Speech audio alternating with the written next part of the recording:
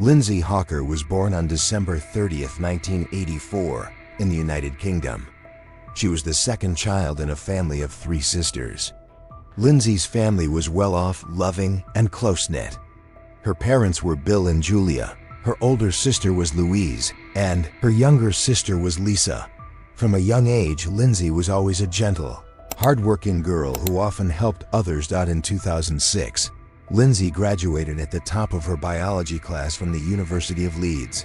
Her life was full of hope and endless possibilities. Being a free-spirited young woman, she wanted to spend a few years exploring the world and experiencing life in different countries before getting married and settling down. So after graduation, Lindsay decided to go to Japan to teach English. Her boyfriend, Ryan Garside, planned to join her there a year later. Lindsay easily landed a job at Nova School in Tokyo, one of the largest private schools in Japan. It seemed she quickly adapted to her new life. She shared an apartment with 2 other female teachers from the school.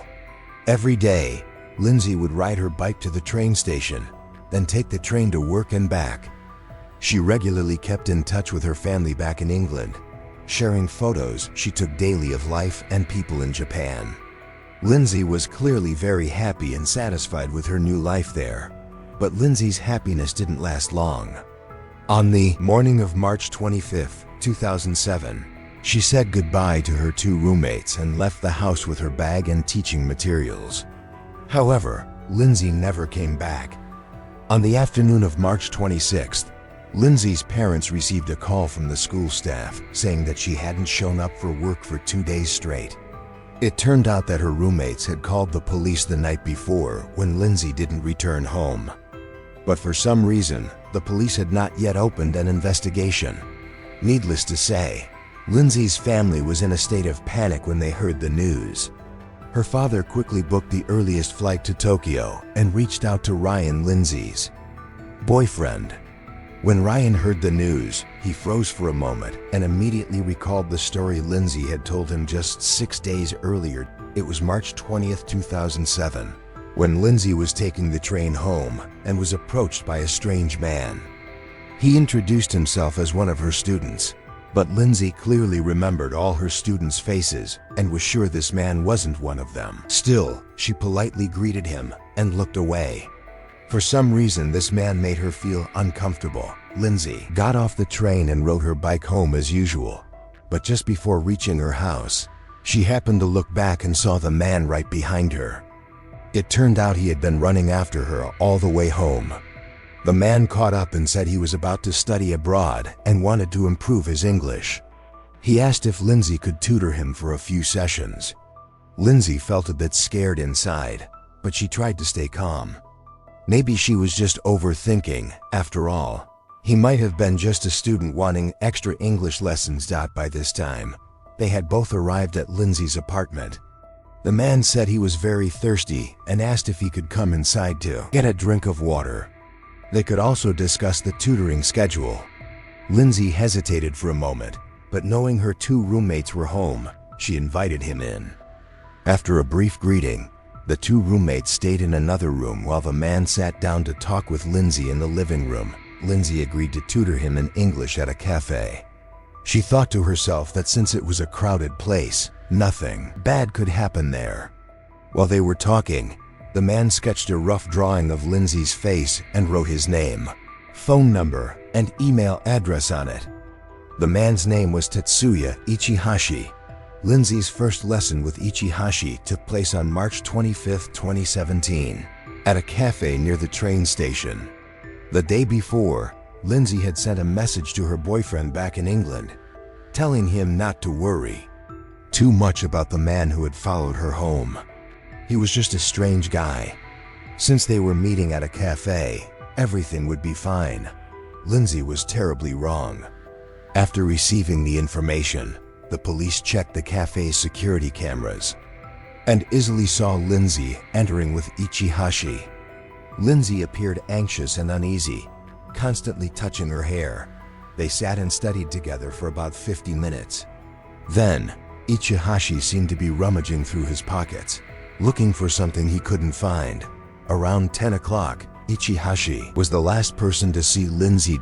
At 8 p.m. on March 26th, 9 police officers arrived at Ichihashi's apartment. The officers split into 2 groups. One stayed on the ground floor, while the other went to knock on his door on the 4th floor. However, when the door opened, to the officers' surprise, Ichihashi bolted out of the apartment and escaped their trap. Barefoot and carrying a backpack, he ran toward the apartment complex's emergency exit. The police chased after him but couldn't catch up. Ichihashi ran too fast, and none of the officers had walkie-talkies, so the team on the 4th floor couldn't warn the group waiting downstairs. As a result, when Ichihashi reached the ground floor, he managed to slip past the waiting officers once again by darting through winding alleyways. The police were left helpless as they watched him escape. The police searched Ichihashi's apartment, which was messy and scattered with women's belongings everywhere. They noticed Lindsay's handbag lying in a corner, but that wasn't the worst part. When they stepped out onto the balcony, they discovered a horrifying scene. Ichihashi had moved the bathtub out onto the balcony. As the police approached, they saw the tub filled with a mixture of dirt and sand, with a small pale hand sticking out. It was the body of Lindsay Hawker. Lindsay's naked body was pulled out of the bathtub. Her mouth was gagged with a scarf, while her hands and feet were tightly bound with garden wire. Her body was covered in bruises, evidence of a prolonged and brutal attack. On her left cheek was a bruise the size of an egg, showing she had been stabbed repeatedly in the face. Other bruises on her body indicated she had been kicked and thrown against furniture.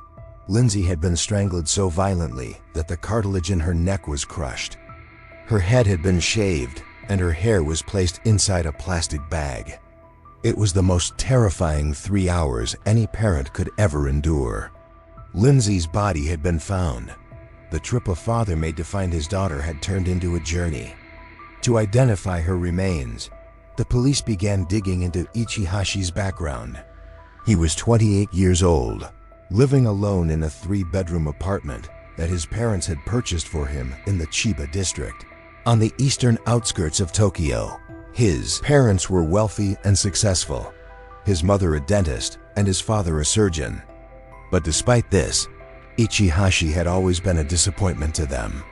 He had never been able to hold down a steady job, and even at the age of 28, he was still living off a monthly allowance from his parents. Ichihashi lived a solitary life with no real friends and had an obsession with violent manga. He had also been arrested before for stalking and assaulting women. At the time of the crime, Ichihashi had a long-distance girlfriend, but they only saw each other a few times a month. He was also said to be addicted to working out, often going to the gym and running regularly. That might explain how he was able to chase after Lindsay while she was riding her bike home on March 20th. After their lesson on March 25th, Ichihashi pretended he had forgotten his money at home and convinced Lindsay to get in a taxi with him so he could go back and pay her. Lindsay told the taxi driver to wait for her for a few minutes while she followed Ichihashi upstairs to his apartment. But 7 minutes passed, and she never came back. The taxi driver eventually left. Wanted posters with Ichihashi's face plastered every corner of Tokyo. News of the murder spread across both national and international media. The police urged the public to come forward with any information, no matter how small, that could help them capture this dangerous criminal. During the investigation, police received around 8,000 tips. Detectives followed leads into red light districts, love hotels, and cheap inns, but the search led nowhere. Months went by, and it seemed as if Ichihashi had vanished into thin air.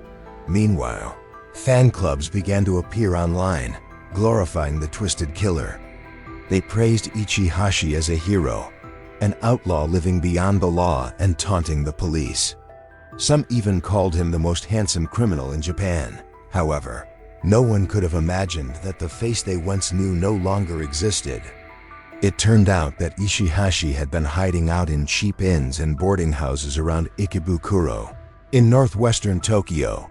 When he saw his face plastered across wanted posters everywhere, Ichihashi did everything he could to avoid security cameras. He constantly changed locations and disguised himself with glasses, wigs, and face masks. But Ichihashi knew that wouldn't be enough. Then, a bold and insane idea crossed his mind: to perform surgery on his own face. He bought a box of medical supplies and cut off a large mole on his left cheek.